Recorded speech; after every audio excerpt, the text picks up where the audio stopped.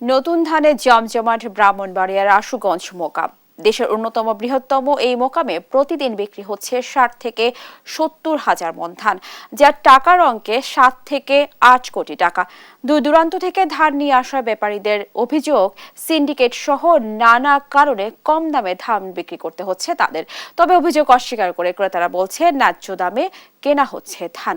সহকর্মী মেহেদী নূর পরশের তথ্য ছবিতে সালমা জাহানের ডেস্ক রিপোর্ট। নতুন মৌসুমের ধানে জমজমাট ব্রাহ্মণবাড়িয়ার আশুগঞ্জ ধানের মোকাম। থরে থরে সাজানো নানা জাতের হাজার হাজার মণ ধানের বস্তা। মেঘনা নদীর তীরবর্তী বিওসি ঘাটের এই মোকামে ১ মাস আগেও ছিল ধানের সংকট। তবে এখন হাওর সহ দেশের বিভিন্ন অঞ্চলের ধানের চাঙ্গা হয়ে উঠেছে বেচাকেনা। প্রতিদিন ৬০ থেকে ৭০ হাজার মণ ধান বিক্রি হচ্ছে, যা টাকার অঙ্কে ৭ থেকে ৮ কোটি টাকা।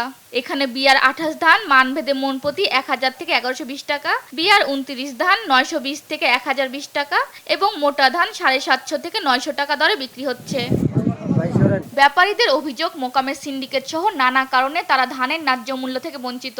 কৃষকদের থেকে কেনা দামের চেয়েও মণ প্রতি ৪০ থেকে ৫০ টাকা কম দামে বিক্রি করতে হচ্ছে এখানে। এতে মোটা অঙ্কের টাকা লোকসান হচ্ছে ব্যাপারীদের। এলাকা থেকে কিনছি ৯৫০ টাকা দামে ধরে, এখানে বিক্রি করছিলাম ৯২০ টাকা। তো এখন চাউলের বাজার কম, এক কারণে হলুদারা বাড়ায় নিতে পারতেছে না। অভিযোগ অস্বীকার করে আড়তদাররা বলছেন, বাজারের সাথে সামঞ্জস্য রেখে ন্যায্য দামে কেনা হচ্ছে ধান। এখানে মুক্ত বাজার, আপনার বাজার দর সব সময় নিয়ন্ত্রণ থাকে।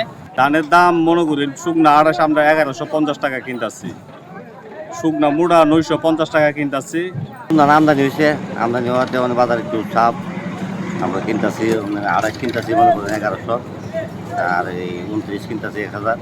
ব্যাপারীরা এটা তারা সঠিক বলে নাই, তাদের সাথে আমাদের কোনো দিন এ ধরনের আচরণ হয় নাই। আমরা তাদেরকে ন্যায্য দাম দিয়ে ধানগুলা আমরা সরবরাহ কিনে থাকি। এদিকে জেলা খাদ্য বিভাগ জানায়, অতিরিক্ত মজুদের পাশাপাশি ব্যাপারীদের হয়রানি মুক্ত রাখতে মোকামে মনিটরিং বাড়ানো হয়েছে। আমরা বাজার মনিটরিং এর টিম আমাদের কাজ করতেছে, যাতে কোথাও অতিরিক্ত কেউ মজুত করতে না পারে অথবা কেউ অতিরিক্ত দাম নিতে না পারে, অবৈধভাবে কেউ যেন মজুত করতে না পারে, এবং যে ব্যাপারীরা যাতে ঠিকভাবে ধান বিক্রি করতে পারে এবং কোনো ধরনের হয়রানির শিকার না হয়, সেগুলো আমরা মনিটরিং করতেছি। বৃহত্তর এই মোকামের ধান জেলার ২৫০ চাল কলের চাহিদা পূরণ করে। নিউজ ডেস্ক, দেশ টিভি।